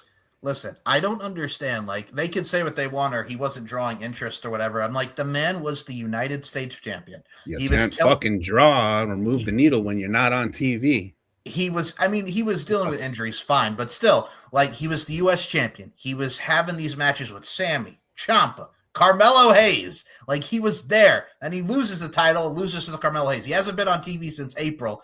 He didn't get fired. He got his contract ran out, which is pretty much the same thing, but they classify it differently. So, Ilya, do what you need to do and just go over there. But if I had to pick in this match, I'm going to say MJF. I'm going to go with the safe bet. Rob, who you going with? You know what? I'm going to go with Andrade. Just because Andrade's been on a fucking tear. But how you know? How you know? That's where Leo Rush comes in and he says it's fine. Him and the Rascals is the new group I didn't know I needed. The Rain. But some other potential surprises. We brought one up in the TSK the other day. Romeo Malverde, the former Santos Escobar. Yes, Santos would be cool. That would be pretty sweet. If Malachi Black decided to show up, we know he's probably not, but wouldn't hate that. You know what's so funny that you even mentioned that too in so many of those surprises, and I like the shout of Santos Escobar, but I also do like the fact that, you know, Ilya being in there, and also for the fact that it's kind of like a stick to the WWE because of what happened there. Again, the fact that we didn't even get Ilya versus Gunther on the main roster really pisses me off. You know how much that pisses just a little bit. But yeah, I like the Andrade shout, as I'm going with MJF on that. Nicola, who you going with the men's casino gauntlet? MJF. And because I just see a London thing. And obviously Will's not on it, so I couldn't say Will, so I just went with MJF. All right, we'll go to somebody that you like. He's quite big in the UK as well. I've noticed that. His pictures every fucking where. And I'm like, really? MJF? Like, obviously you've got Kenny, you've got him, whatever. But yeah, he seems to be massive here. Same like Darby, he is too, but I know he's really injured from what I saw. Well, we're going to go to the next match now that deals with this. And a Falls Count Anywhere match for the AEW TNT Championship. Kevin Knight defends against Darby Allin. So they have this rematch. As we know, Kevin Knight turned heel and turned on Darby. Kevin Knight, Jet Speed is no more. He's in the Don Callis family. If there's anybody to beat him, it's Darby. I think he needs to get his revenge, and I think this is a spot here. Kevin beat him already once, so I got to go with Darby in London for the title. Nico, I'll start with you. Darby Allin or Kevin Knight? All right, I got ahead of myself. I saw a video of him last week being pulled off in the stretcher, and it really confused me. I don't know how long ago that was. I just saw it. I was like, holy shit, what the fuck? But as it's Darby, you know. I think that was 2 weeks ago. That was 2 weeks ago. Yeah, well, that was the fireworks. Yeah. Oh, yeah, he pulled Jeff Hardy from 2008. That's right. Yeah. Yeah. Well, we all know that Darby the Morton just gets back up a week later, so it's kind of like, hey, well, you threw me downstairs, but it's fine, I'm alive. So I thought it was anyway, yeah, Darby, obviously. Maybe, so once he does his skateboard from the top of the Wembley down to the bottom. Maybe he'll come with the flamethrower. Probably. Yay! We need some flamethrowers. Actually, no, we don't. No, ignore me. Did you see everybody was getting all perturbed that they did the fireworks thing with the pyro? And I'm like, look, you know how many angles have been repeated by so many like companies, like the Jeff Hardy thing from '08, Darby Allin here. I mean, even look at TNA. Like, look at what they're doing with Indy Hartwell. Shout out to our girl Indy Hartwell. Like, she's got a thing going with Daria Ray, the former Sonya Deville, who's doing like the authority figure now, like she was with Naomi. It's like they bought a lot of storylines are kind of like redone in different ways. Like, why are you bitching? Well, you're not allowed to repeat, like, say, for instance, that pyros because they use fireworks to shoot at people. You're not the only people who invented it. It's meant to be used over and over again. That's the point. I mean, look at Carmelo Hayes and Trick Williams in NXT. That was literally Shawn Michaels and Triple H from 2002. Yeah. Exactly. Can you imagine we put up a Firefly Funhouse in fucking AEW or somewhere? How bad would we all be going? What the fuck? No. No. Do not. Don't do it. Do not. You're not find that in the world, but you won't do it because you're not smart enough. And Rob, before we move to the next match, Darby or Kevin Knight? Darby. He's gonna fly off something. I'm sure there's going to be something really high that he can jump off of. Oh, there's lots of high things in London. Trust me. We know. Who's the dude that sings? It was a Ty Buchanan. He's so high above me. Remember that from back in the day? Oh yeah. I remember he sings it. But it's weirdly, London is a very tall building place, so he'll find loads of fucking places to skydive down. I think for this next matchup, Nicola didn't mention him earlier, as did Rob. We are going to go with the three-way match. Yes, then the three-way match for the AEW International Championship.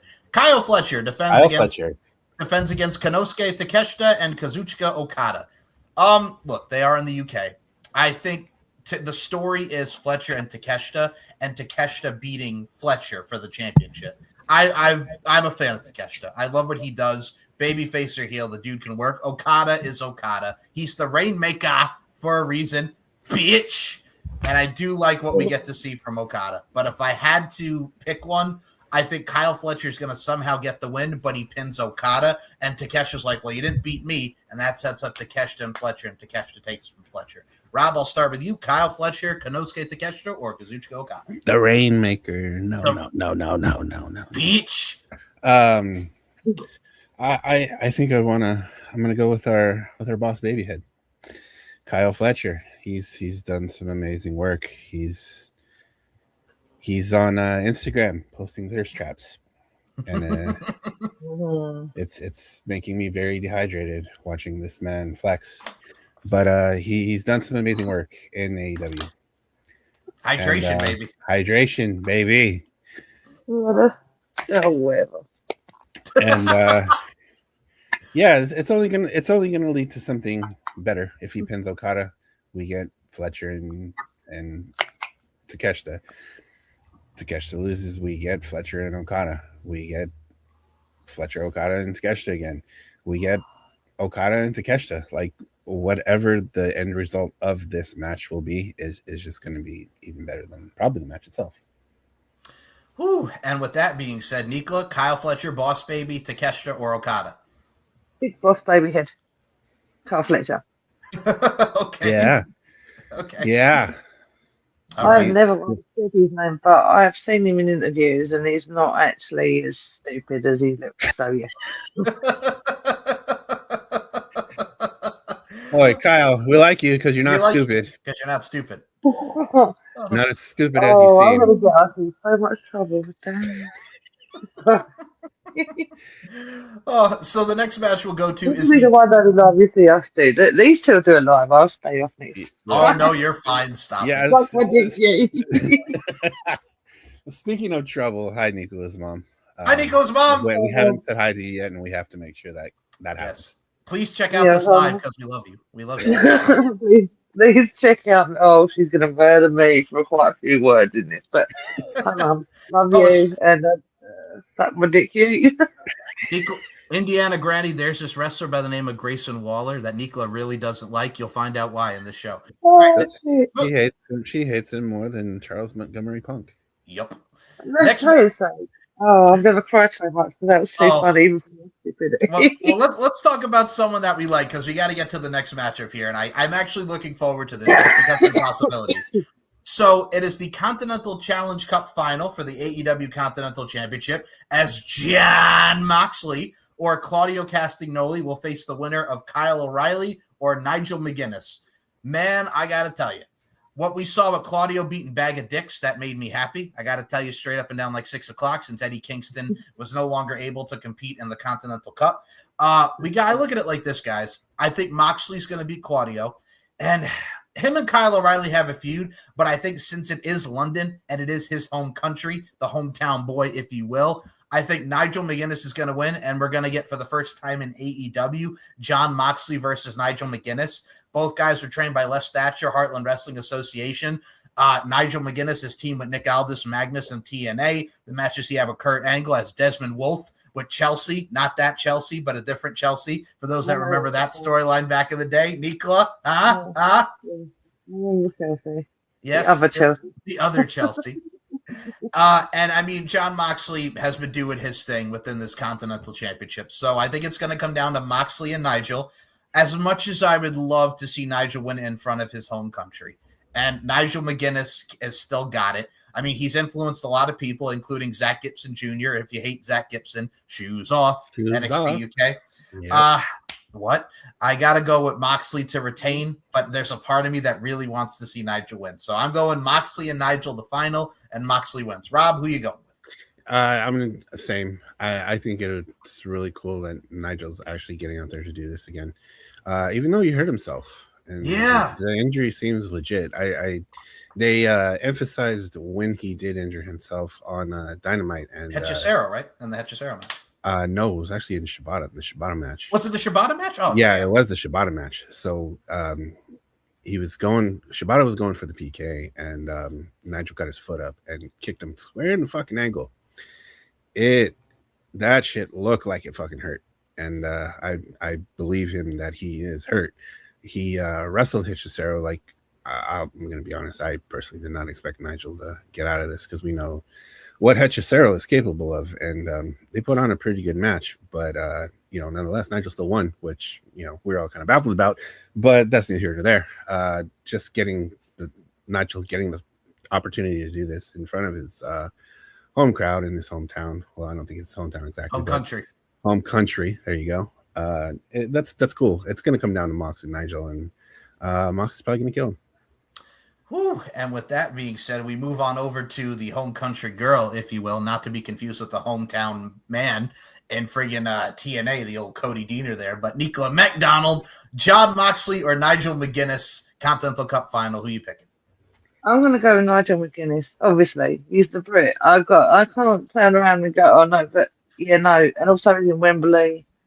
So even though he's injured, I still think there's a higher chance he's going to beat Mox, which would be really cool because Mox needs to be taken down a peg or two. So yeah, okay, let's go with Nigel. Okay, so he's from London. He is from London. He is from London. Okay, yeah, that makes sense. And he's 50 years old. Wow, Nigel, we love you, Nigel. You know what? I'll still go with Nigel. Fuck it, don't care if he's 50. He can still go. I think he's doing fantastic for 50. Same. It would be so cool if he beats Mox in England as well. Well, if he does, unlike that toss-up, Bryan Danielson. Yeah. Bryan Danielson. I will say this: if Nigel McGuinness wins, cue the Oasis. That's all I'm saying. Cue Oasis. No, it's been so nice. It's a World Cup. We've not heard it. It's been amazing. Every Oasis fan is going to come at me right now. Don't I have listened to their songs? They're not a fan. If they start playing my Oasis, I'm going to go, shut the fuck up. No. Today is going to be the day that I'm going to run back to you. Without you now. These two clearly want to die. Okay. I don't believe in anybody. I heard you say that maybe you're gonna be the one that kills crazy. Gonna be the one that kills you. Heck. Oh, you got me. Whatever, I gotta tell you. See, Michael, this is why we can't have nice things. Whatever Paul said. Yeah, well, I'm sorry, Paul, but we like to sing. I gotta tell you, with the way Nicola's feeling right now, she's like Duncan Sheik. I'm barely breathing, and I can't find the Duncan Sheik reference. Duncan Sheik. Jesus Christ. I am barely breathing. She's like, please don't let her come on this show for live again. Well, we got 3 more matches to go on this fine card. We're going to go next to the AEW World Tag Team Championship match, as it is Cage and Cope versus the Young Bucks. Why? Why? Oh, boy. No. This man, Christian Cage, literally said to Matt Jackson, "How do you know I'm not your father?" And I about peed my pants when he said that. Boy. Only Christian. Only Christian. Look at Grandpa. Put the sticks down. Look, I understand that this is a dream match for a lot of people. Do I want to see it now? Crazy people. Mostly crazy people. Not us. Not us. Look, I get the nostalgia run, and I know this is where Tony wanted to go, because to him, this is like Edge and Christian versus the Hardys, or Edge and Christian versus the Dudleys. But now in 2026, I have no desire to see Cage and Cope versus the Young Bucks. Do I think this is going to be the end of their title reign? In a way, I really, really, really, really, really hope so. And the Young Bucks win. They're boys from Rancho Cucamonga. But if I had to pick, I think somehow, some way, Cage and Cope are going to retain. Rob, who are you going with, Cage and Cope or the Young Bucks? I got to go with the Young Bucks. I mean, California guy. I'm not going to go against the California team. Although I have in past instances. Young Bucks, definitely. But one thing we were talking about in the TSK, because, we got all these surprises and these releases and contracts expiring. Yeah. One, Jonathan Gargano. Ooh. We talked about the inevitability of him showing up in AEW to reform DIY. DIY in AEW would absolutely slap. We talked about how kind of this tag division kind of needs a reset right now. Yeah. And with the Motor City Machine Guns coming in, with Austin and Kofi coming in, although they're probably going to be doing trios things, you got the Young Bucks. Bring back FTR if they're going to stick around. Motor City Machine Guns just showed up. I think I just said that. Yes, you did. But we've got possibilities to kind of reignite the tag team division, and I think DIY would help with that a lot. If somehow, some way we can get Authors of Pain to come out of nowhere, but I think one of those guys is doing MMA right now. Yes. Or bare knuckle fighting, I think. Bare knuckle fighting, MMA, something like that. Yeah, something like that. But that would be awesome. The potential for just the tag team division to really kind of flourish with the addition of all these people coming in. But to your point, I think Cope and Cage are going to hold on to it. So, although I am going with my California boys. Nicola, Cage and Cope or the Young Bucks? Neither. Neither. You know what? The Young Bucks, because I am not going with Christian and fucking Cope. Cope! Fuck off. No. No. Well. No, no. Well, we are up to our next matchup, as it is for the AEW Women's World Championship. Willow Nightingale defends against the winner of the Women's Owen Hart Cup tournament, Mercedes Moné. Yeah, she's been back. She won the Owen Hart Cup tournament. Oh, I didn't care, so I didn't know. My bad. There you go. Oh. Steven, shut me out. Fuck's sake. Never mind. Well, she's beaten her. That's Moné, then, is it? Listen, I will say this. When Willow Nightingale lost to her, the TBS championship to her, when Mercedes came in her first fucking match, I hated it then. For the love of God, if they do not have Willow Nightingale win, and they do a repeat of that where she loses it right to Mercedes, I am going to be royally pissed. And I say that royally since we're in the UK. Royally pissed at what they Yes, if they do that.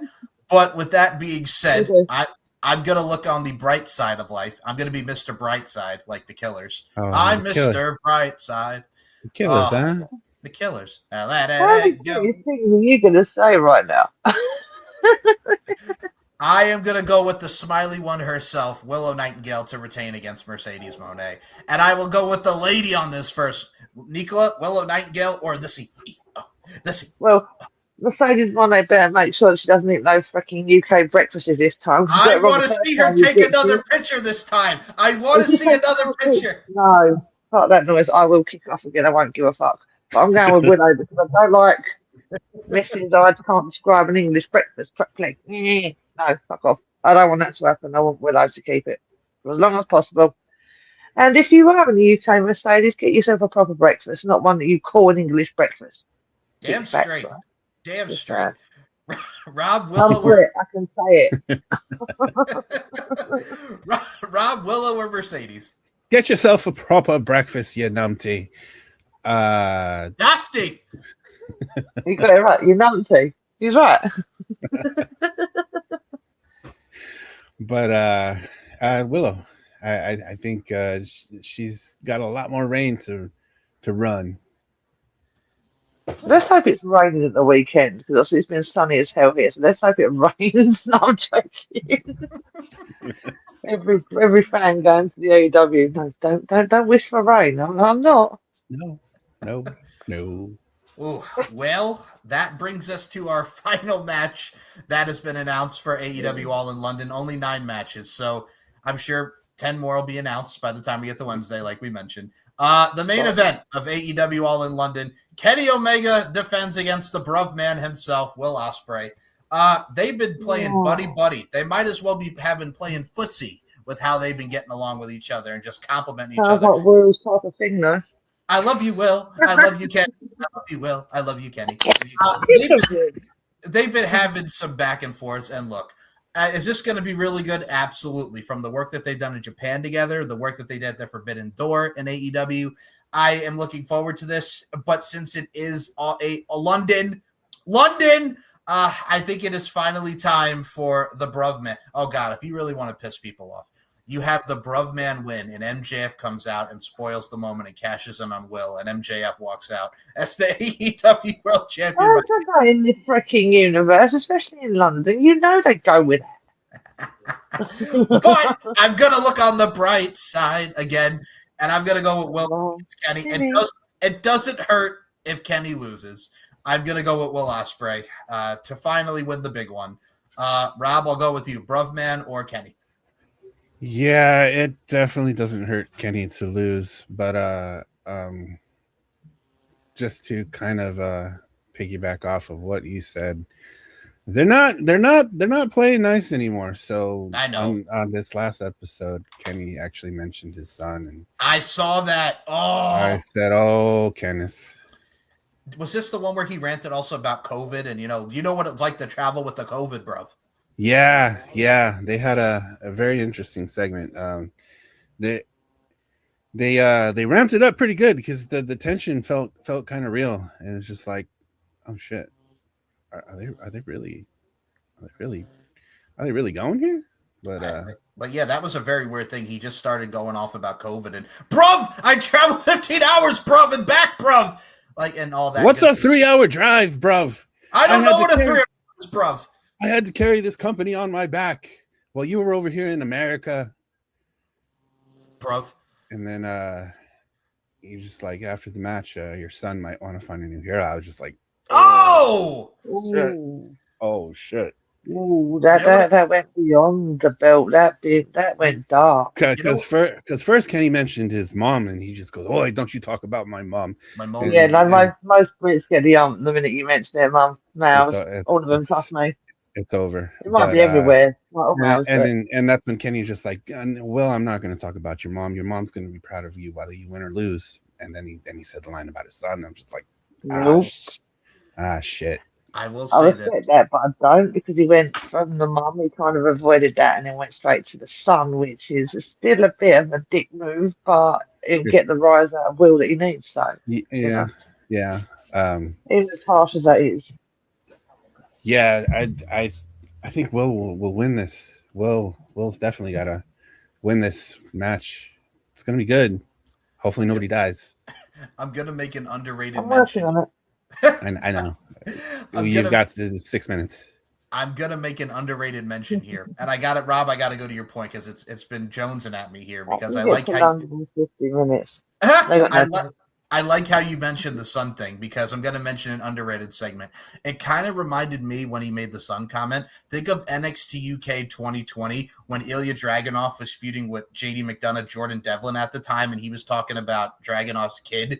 And that it's one of the most underrated feuds during COVID time was Ilya Dragunov and Jordan Devlin. Like Yeah, really underrated. yeah. And, I mean, there's two people I probably wouldn't piss off ever, and Ilya Dragunov is one of them. Oh yeah, and his girlfriend. Have you seen his girlfriend? The one that got released? Oh my yeah, god, yeah. Jen Tala. She's awesome. Whew. But Ilya is mad. Very mad. Yes. Nicola, are you going with your bruv man or are you going with Kenny Omega for the title?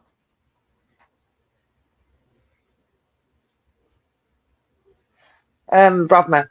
Yeah. Okay. Sorry, I was having a coffee fit, and when you said Nicola, I was like, You were totally fine.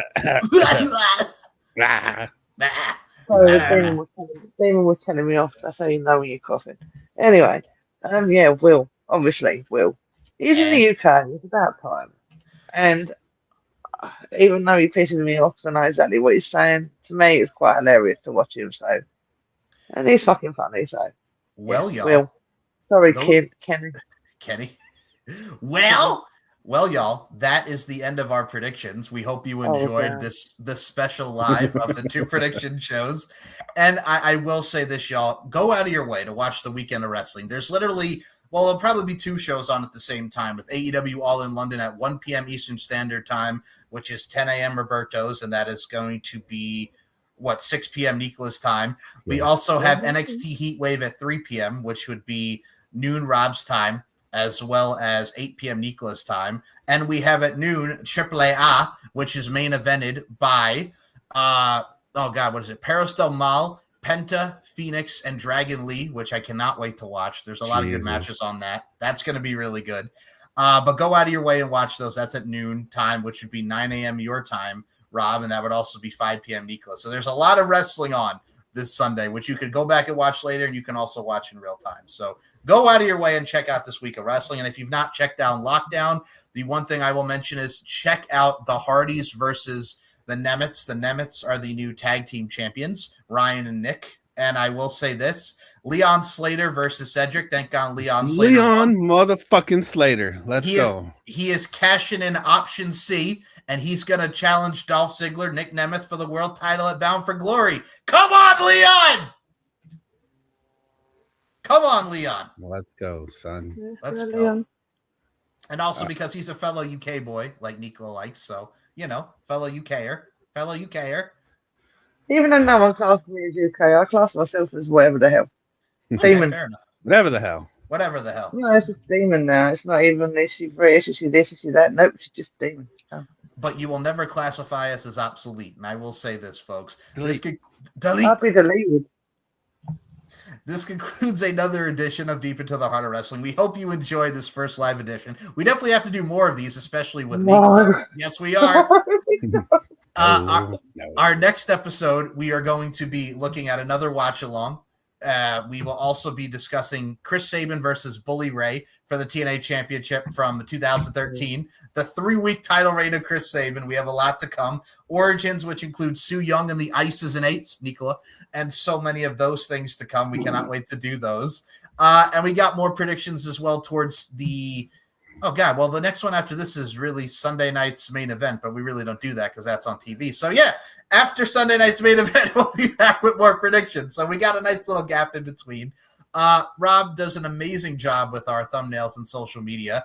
And with that being said, I will leave it over to Roberto Davis. Rob, where can we follow you on social media? Floor is yours, brother. So you could follow us at linktree/blackheartsabd3. You can find our Twitter. You could find our Facebook. You can find our Instagram. You could find our blue sky. I like that sky blue. I will tell you that. I do like me some of that sky blue. Oh, yeah. Yes, sir. You won't find us on TikTok because we still haven't made a new one.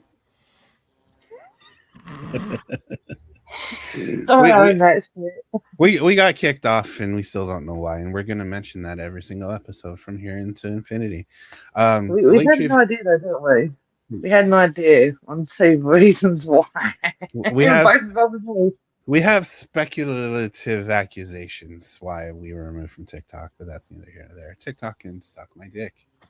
Yay.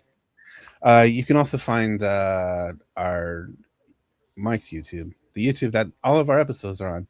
81 episodes. We're making that march towards episode 100. We're making our way downtown. Walking fast. Faces bound and I'm back it up, Tony.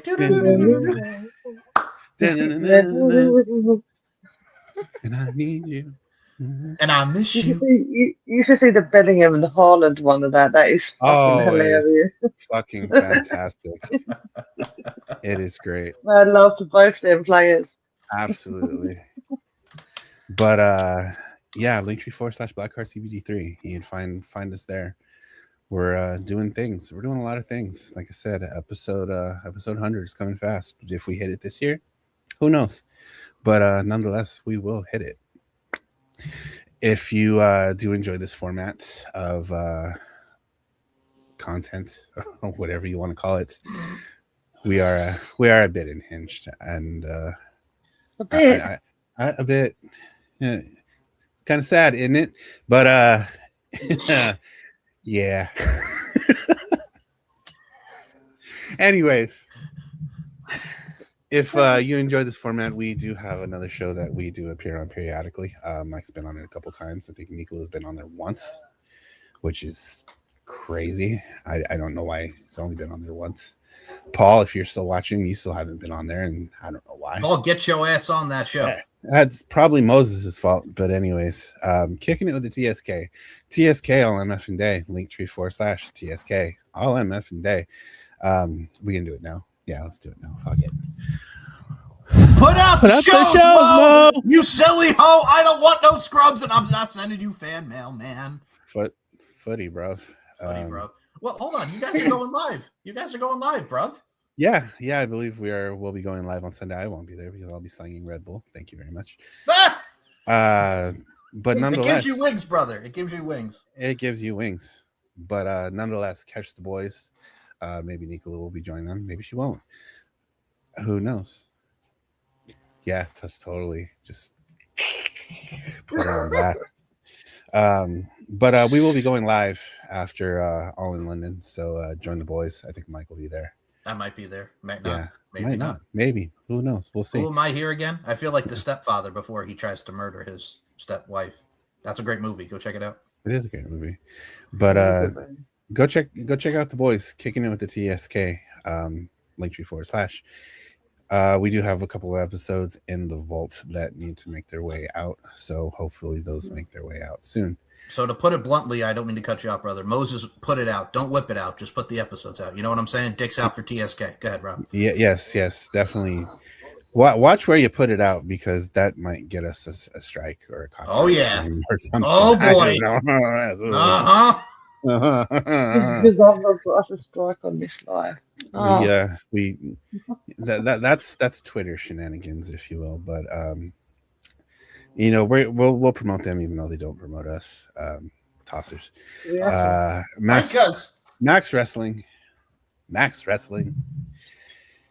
If you're a fan of promos, knowledge, things of that nature, you can go check out what those boys are doing. Mike, Nico, and myself are very active in what they do there. We were champions, but now we're not, and that's perfectly okay. All for one at midnight. The next event that they have is All for One. You can see the event details there. If you want to go check out what's going on, definitely go check them out. maxwrestling.weebly. Michael linked that in the bottom there. It's a lot of fun. But if you want to go check me out and what I'm doing, Linktree/HamRob. Got a lot of music coming out in the next couple of months. If you're a fan of death metal or grindcore. The screen is black. My bad. I'm back. But we like the darkness. But you follow me linktree.com/amrob. I sing and play guitar in a death metal band, grindcore, consuming fire. If it's a little too spicy for your flavor, I have an ambient pop side project called Ragabee. Mike is amazingly hydrated during this episode. But if just love the random middle finger out of nowhere. If you need some music to sit in the corner and cry, Ragabee's got you covered. Wake it. Cheers, bruv. Chicken and sunshine. There you go, Nicola. Chugging on that water. Cheers. I see you. I see you. But linktree.com/amrob. Go check me out. And now, Nicola McDonald, where can we follow you on the social media front and talk about your bout with the Shape at midnight? Goodness sake, when Rob's not making me cry with laughter and I'm not doing this myself. Where can you find me? Yeah, go over to Max. Apparently the Demoness is in the Shape at midnight or after midnight or what at was midnight! it? Midnight on the dot! The freaks come out at night! It's close to midnight. Thriller night. Yeah, exactly. Yeah. Go over to Max and watch that because the Demoness apparently is going to go and find the Shape at midnight. Only because there's always a demon lurking around, I guess, after that time. Yeah. Anyway, if you want to follow me and watch me make a bigger dick of myself than I am this whole time. Oh, shit. I've actually cried more than I have with laughter. My bad. Anyway.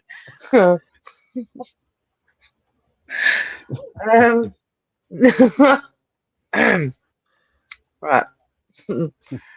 Nicola Mac 853 on the Twitter zone, even though we don't need no Twitter, no.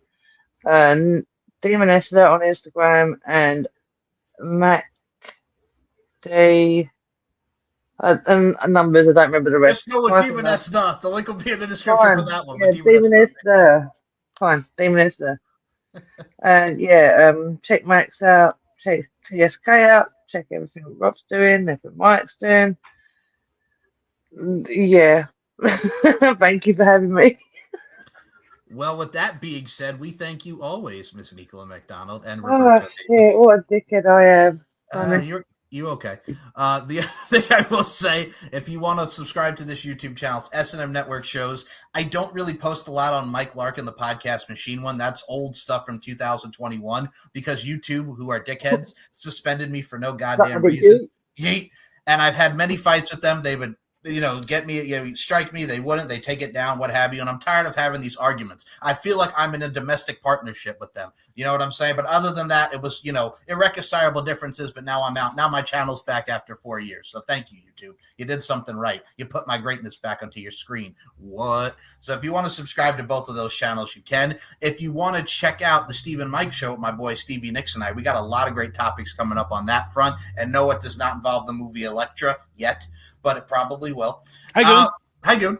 We also are the tag team champions on Max. So if anybody wants a title shot, they could come for us. I'm going to shut my mouth for now. And we are also going to be checking out Deep Into the Heart of Wrestling with myself, Nicola, and Robert Davis. You can also check out the RWT podcast, which will also be going live this week with my brothers Paul Morrell as the Dead Man of RWT. Thank you for jumping in on this, Paul, as well as Mr. Daniel Crimmins. You could also check out the Takedown Pod going live this week, myself and Roy Costin, and check us out on WFJFM.com/podcast. We on the radio doing our thing. You look at me rocking out. I'm on the video. I feel like freaking System of a Down up in this bitch. You could also check out on the Mike with Mike, the LFC podcast, and so much more. SM Show 1, MCL92 on Twitter, Larkin_92, M Larkin to be on Instagram, SteveandMikeShow.com, LFCfights.com, and the LFC Network on Roku. And as Rob wrote on Instagram, I'm on Roku! So you can check out our shows with Rob on Roku along with Cypher and many of the LFC personnel. So with that being said, we hope you enjoyed this special live edition of Deep Into the Heart of Wrestling for Robert Davis, for Nicola McDonald. My name is Mike Larkin. As we say each and every episode, to the yacht! See, I'm not going anywhere, ladies and gentlemen, because I got a headset on. But since she came back into the screen, I would just like to say Grayson Waller swallows balls. Declan McDonald, 2026. And we out, everybody. Good night. Love you, Bray. Oh shit. Oh damn. Oh no. Holy shit.